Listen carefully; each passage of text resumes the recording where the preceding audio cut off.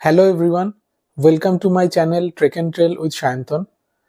আজকে আমি তোমাদের সাথে শেয়ার করব আমার দ্বিতীয় দিনের জার্নি, অর্থাৎ ভোজবাসা থেকে তপোবন। কিভাবে তপোবন পৌঁছালাম, তপোবন সাবমিট করলাম, সব কিছু।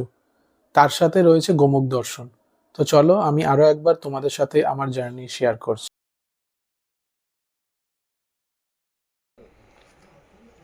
হ্যালো এভরিওয়ান, সো ফাইনালি আমি পৌঁছে গেছি যেখানে আজকে রাত্রিটা কাটাবো।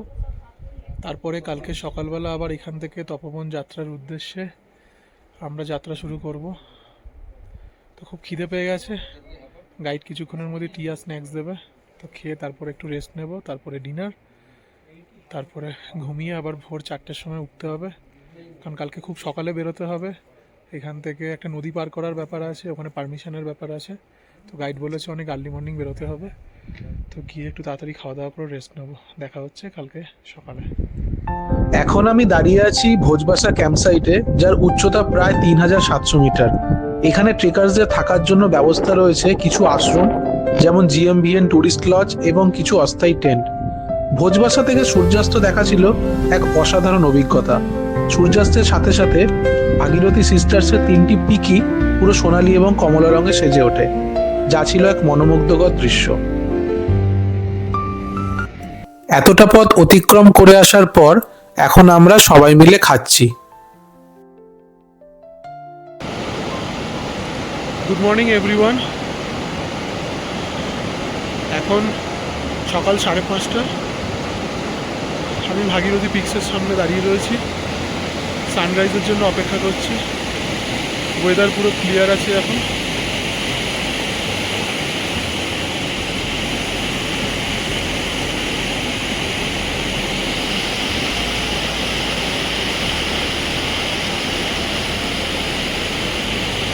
তোমরা দেখতে পাচ্ছ আমার ঠিক পেছনে ভাগীরথী পিক্স দেখা যাচ্ছে।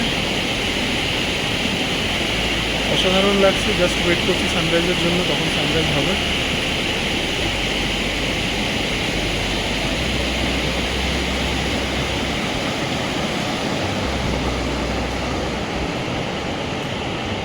পেছনে আমাদের ক্যাম্পসাইট থেকে বেশ কিছুটা হেঁটে এখানে আসতে হবে।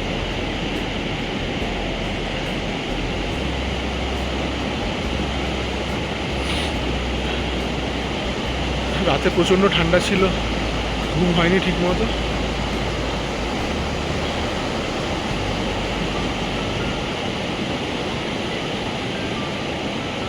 জানি না এখন ওয়েদার, আবার হঠাৎ করে মেঘ আসছে।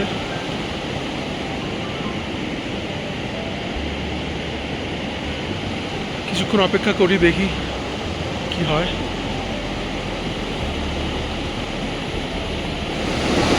তোমরা এখন দেখতে পাচ্ছ সকালের ভাগীরথী পিক্স। এখন বাজে মর্নিং 5:30 AM।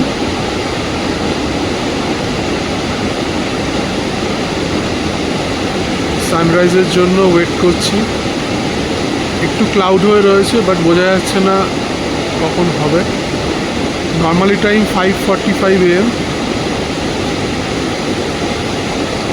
দেখা যাক কি হয়, ওয়েট করছি তারই জন্য। এখন ভোজবাসা ক্যাম্প থেকে তপোবনের উদ্দেশ্যে যাত্রা শুরু করব। আমাদের পুরো টিম রেডি হয়ে গেছে, ব্রেকফাস্ট কমপ্লিট, আর কিছুক্ষণের মধ্যেই বেরোবো। গাইড আর পোর্টাররা সব তাদের লাগেজ গোছাচ্ছে। ওয়েদার খুব ভালো নেই, চারিদিক পুরো ক্লাউডি হয়ে রয়েছে, খুব ঠান্ডা হাওয়া দিচ্ছে। চারিদিকটা তোমরা দেখতে পাবে।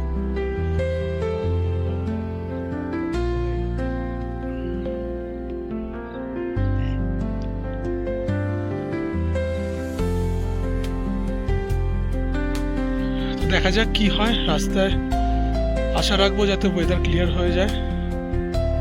যাওয়ার আগে একবার ভোজবাসা ক্যাম্পসাইটটা আমি তোমাদের সবার সাথে শেয়ার করব।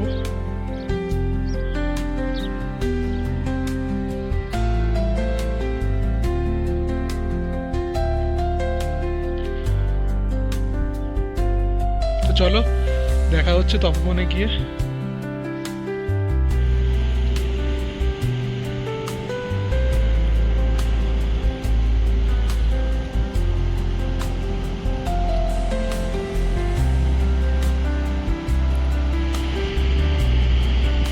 সো আমাদের এখন এখান থেকে নদী পারাপারের জন্য এই ট্রলির ব্যবস্থা আছে। তো এখানে সবাই দেখতে পাচ্ছ এইভাবে দড়ি টেনে ট্রলিটাকে সামনে নিয়ে আসবে এবং তারপর দুজন দুজন করে এই ট্রলিতে করে নদী পারাপার করে আমাদের ওপারে যেতে হবে। সেখান থেকেই শুরু হবে তপবন যাওয়ার রাস্তা। এই ট্রলি টেনের নিচে তো ঠিক এইভাবে ট্রলিতে করে আমাদেরকে নদী পারাপার করে ওপারে যেতে হবে।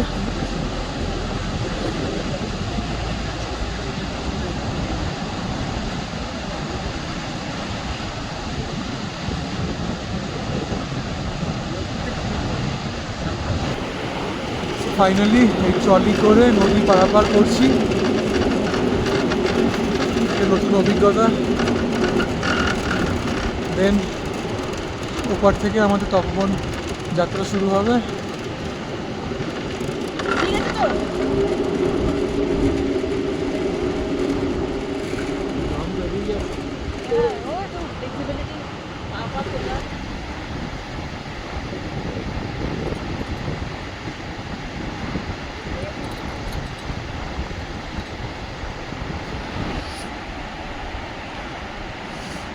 দেখতে পাচ্ছ আমাদের ক্যাম্প সাইট। নদী পার করে আমরা এদিকে চলে এসেছি। আর থেকে প্রচণ্ড হাওয়া দিচ্ছে, ঠান্ডা হাওয়া। এই আমাদের যাওয়ার রাস্তা শুরু হয়েছে এখান থেকে। এই বোল্ডারের ওপর দিয়ে আমাদেরকে যেতে হবে।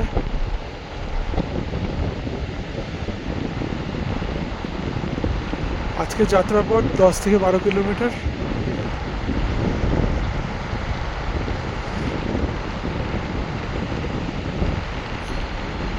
উপরে ভাগীরথী পিক্স পুরো মেঘে ঢেকে গেছে। তপবন যাত্রার উদ্দেশ্যে এগোচ্ছি। প্রচণ্ড ঠান্ডা হাওয়া দিচ্ছে।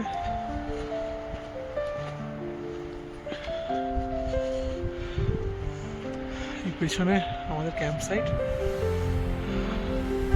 খুব একটা ভালোভাবে দেখা যাচ্ছে না।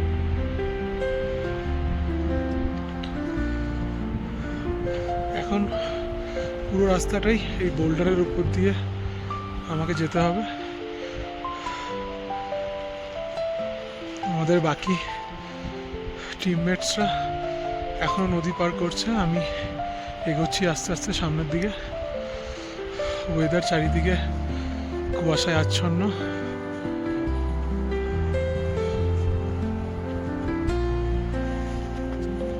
ট্রেকিং মানে হলো প্রকৃতিকে কাছ থেকে দেখা, যেখানে হাঁটার প্রতিটা ধাপ নিজেকে মানসিক চাপমুক্ত করে নতুন শক্তি যোগায় এবং আত্ম আবিষ্কারের সুযোগ করে দেয়। ট্রেকিং মানে শুধুই হাঁটা নয়, ট্রেকিং মানে হলো প্রকৃতির কোলে নিজেকে বিলিয়ে দেওয়া। ট্রেকিং মানে শহুরে জীবনের কোলাহল থেকে মুক্তি, যা এক ধরনের প্রশান্তি ও আনন্দ এনে দেয় মনকে, যা ভাষায় প্রকাশ করা কঠিন। বিভিন্ন রকম পাখির ডাক, বাতাসের শব্দ আর বন্যপ্রাণীর দেখা পাওয়া এক অসাধারণ অভিজ্ঞতা। প্রকৃতির মাঝে হাঁটলে মন শান্ত হয় ও উদ্বেগ কমে যায়, যা এক ধরনের ফ্রি কাউন্সেলিংয়ের মতো কাজ করে। তাই ট্রেকিংয়ের সময় শারীরিক পরিশ্রম হলেও তা শেষ করার পর যে আত্মবিশ্বাস ও তৃপ্তি পাওয়া যায়, তার অন্য কিছুতে মেলে না। প্রায় 1 কিলোমিটার মতো পথ অতিক্রম করে এসেছি। ওয়েদার আস্তে আস্তে ক্লিয়ার হচ্ছে।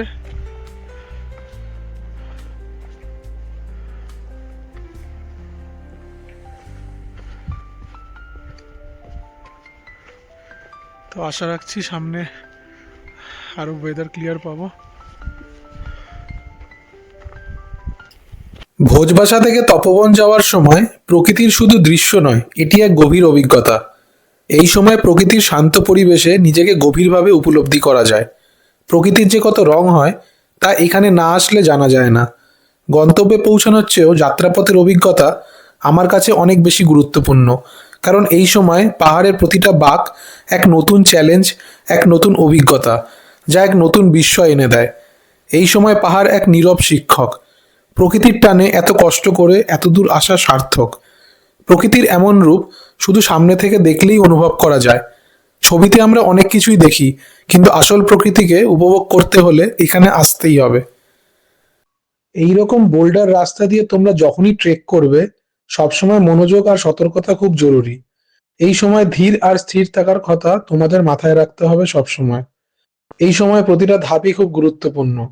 বোল্ডারের ওপর দিয়ে হাঁটার সময় নিজের ভারসাম্যকে নিয়ন্ত্রণ করতে হবে, এবং নিজের ভারসাম্যকে নিয়ন্ত্রণ করার জন্য শারীরিক সুস্থতা এবং মানসিক প্রস্তুতি দুটোই দরকার।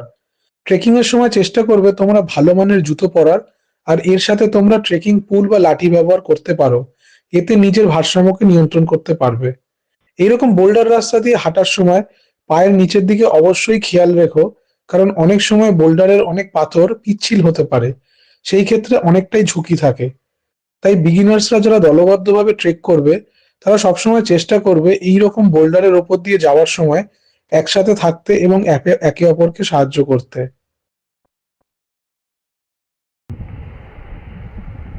প্রায় 3 কিলোমিটার মতো পথ অতিক্রম করে এসেছি।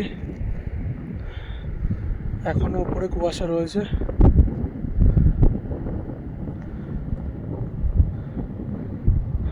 পুরোটাই বোল্ডার এরিয়া।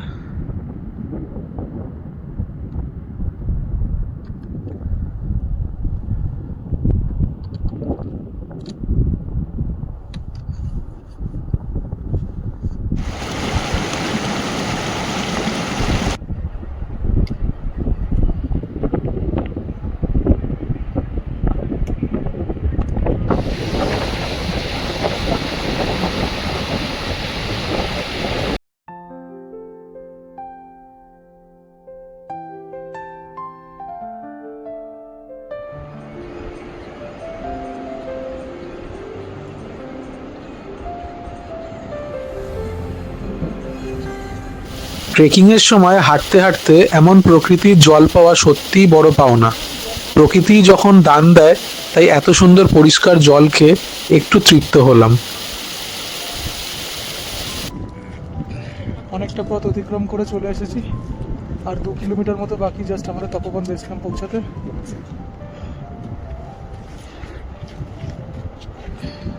এই খাড়াই পর্বতটা আমাদের ট্রেক করে উপরে উঠতে হবে। এই দেখতে পাচ্ছ, এটার উপরে তপোবন বেস ক্যাম্প আমাদের। খুব রকফল এরিয়া, স্লাইডিং এর খুব চান্সেস এখানে হাই জস আছে।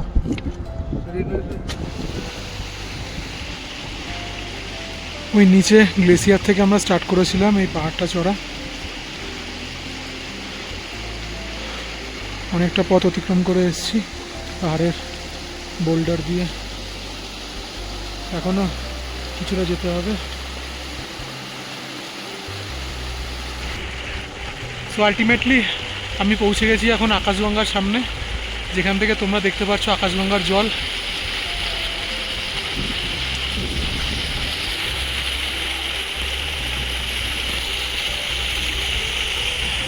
এই জল এখান থেকে বয়ে চলেছে, একদম বইয়ের নিচে গিয়ে গোমুখে মিশেছে। সো ফাইনালি আমি তপোবন বেস ক্যাম্প রিচ করে গেছি। এখানকার ওয়েদার খুব খারাপ, অলরেডি স্নোফল শুরু হয়ে গেছে, তাই গাইডরা খুব তাড়াতাড়ি টেন্ট সেট করছে। আমাদের রাত্রিরে থাকার ব্যবস্থা এখানেই হচ্ছে। প্রচণ্ড হাওয়া দিচ্ছে, দেখতে পাচ্ছ পুরো চারিদিক ক্লাউডি হয়ে রয়েছে। আজকে রাত্রিটা টেন্টেই থাকবো, তারপরে সকালবেলা আমরা এখান থেকে আবার গোমুখের পথে যাত্রা শুরু করব। তো গাইডরা খুব তাড়াতাড়ি টেন্ট সেট করছে, আমরা এখানেই আজকে রাত্রিটা স্টে করব। দেখতে পাচ্ছ চারিদিক পুরো ক্লাউডি হয়ে রয়েছে, জানি না রাত্রে কী হবে। প্রচণ্ড ঠান্ডা হাওয়া, তার সাথে স্নোফল অল্প অল্প শুরু হয়ে গেছে। দেখা যাক কি হয়। দেখা হচ্ছে কাল সকালে। এখন আমি তোমাদের দেখাতে পারছি সব থেকে বড় গ্লেসিয়ার, যেটা হলো গঙ্গোত্রী গ্লেসিয়ার। প্রায় 30 কিলোমিটার লম্বা এবং 4 কিলোমিটার চওড়া, যেটা চৌখাম্বা থেকে শুরু হয়ে অবশেষে গোমুখে এসে মিশেছে, যা আমাদের মা গঙ্গার উৎসস্থল নামে পরিচিত। এখানে বসে বেশ অনেকক্ষণ আমি গ্লেসিয়ারের মনোমুগ্ধকর দৃশ্য উপভোগ করলাম, যা ভাষায় প্রকাশ করা কঠিন। এর সাথে ছিল ভাগীরথী সিস্টার্সের 3টি পিক, দূরে দেখা যাচ্ছিল কেদারডোম এবং খরচাকুণ্ডের মতো পর্বত, সবকিছু মিলিয়ে এক অনবদ্য স্মৃতি নিয়ে আমি এখান থেকে ফিরছিলাম। তখনও চারিদিক বেশ মেঘে আচ্ছন্ন। প্রায় 2 ঘন্টা অপেক্ষা করার পর অবশেষে দেখা মিলল তার, মাউন্ট শিবলিং, যার উচ্চতা প্রায় 6500 মিটার। এই পর্বত শৃঙ্গটিকে দেখে মনে হচ্ছিল যেন সত্যিই ভগবান শিব এখানে বসে ধ্যান করছিলেন। তাই এই পর্বত শৃঙ্গটি হিন্দু ধর্মের মানুষদের কাছে ভগবান শিবের প্রতীক হিসেবে অত্যন্ত পবিত্র। এখানে বেশ কিছুক্ষণ বসে থাকার পর এক অদ্ভুত শান্তি এনে দিচ্ছিল মনের ভেতরে। এখন দাঁড়িয়ে রয়েছি গোমুখ গ্লেসিয়ারে, মা গঙ্গার উৎপত্তি যেখান থেকে তোমরা দেখতে পাচ্ছ স্ট্রেট আমার পেছনে গোমুখের উৎপত্তি। খুব ভালো লাগছে এখান থেকে দাঁড়িয়ে, পুরো জলটাই ঠান্ডা এবং গ্লেসিয়ারে ভর্তি হয়ে রয়েছে। গোমুখ গুহার সৌন্দর্য তার প্রাকৃতিক বিশালতা, ধর্মীয় তাৎপর্য এবং হিমালয়ের রুক্ষ ও পবিত্র পরিবেশে নিহিত। এটি গঙ্গোত্রী হিমবাহের মুখ, যেখান থেকে ভাগীরথী নদীর উৎপত্তি। এর চারপাশের বরফে ঢাকা শৃঙ্গ ও পাথর আর বরফের প্রাকৃতিক গঠন এক অসাধারণ দৃশ্য তৈরি করে। এর উচ্চতা প্রায় 13,200 ফুট এবং গঙ্গোত্রী থেকে এর দূরত্ব প্রায় 18 কিলোমিটার। গরুর মুখের মতো আকৃতি হওয়ায় এই গুহার নামকরণ হয়েছে গোমুখ গুহা, যা পরে গঙ্গার উৎস নামে পরিচিত। এটি হিন্দুদের কাছে একটি গুরুত্বপূর্ণ তীর্থস্থান এবং অনেক সাধু সন্ন্যাসীর তপস্যা স্থান, যা এই স্থানকে এক আধ্যাত্মিক শক্তি ও প্রশান্তি দিয়েছে।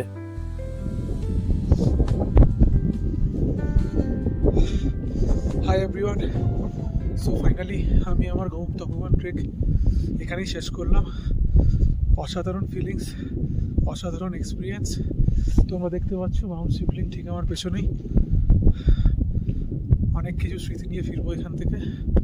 তো একটা জিনিসই বলবো, যারা ট্রেক ভালোবাসো অবশ্যই গোমুখ তপোবন ট্রেক একবার হলেও জীবনে করো। কীভাবে আসতে হবে, কীভাবে করতে হবে, কীভাবে কম বাজেটে করতে পারবে, সব কিছু আমি শেয়ার করব। তোমরা আমার কমেন্ট বক্সে কমেন্ট করো, আমি সেখানে লিঙ্ক শেয়ার করে দেবো। কীভাবে ফিজিক্যাল ফিটনেস সার্টিফিকেট করবে, কীভাবে রেজিস্ট্রেশন করাবে, সব কিছু। প্রচণ্ড ঠান্ডা এখানে, অলমোস্ট মাইনাস টেম্পারেচারে আছে। আজকে তো কিছুটা স্নোফলও হয়েছিল। তো এখানে আস্তে আস্তে আমি অনেক কিছু পেয়েছি, অনেক হিমালয়ান বার্ডস দেখতে পেয়েছি, তার সাথে শিব যেটা হিমালয়ান গডস সেগুলোও দেখেছি। তো এক কথায় এক অনবদ্য স্মৃতি নিয়ে আমি এখান থেকে ফিরছি। আমার জীবনের কতগুলো ট্রেকের মধ্যে এটা একটা সেরা ট্রেক। এই স্মৃতি সবসময় আমার মেমোরিতে থাকবে। সো সবাই ভালো থেকো, আর আমার ভিডিওটা কেমন লাগলো অবশ্যই জানাবে।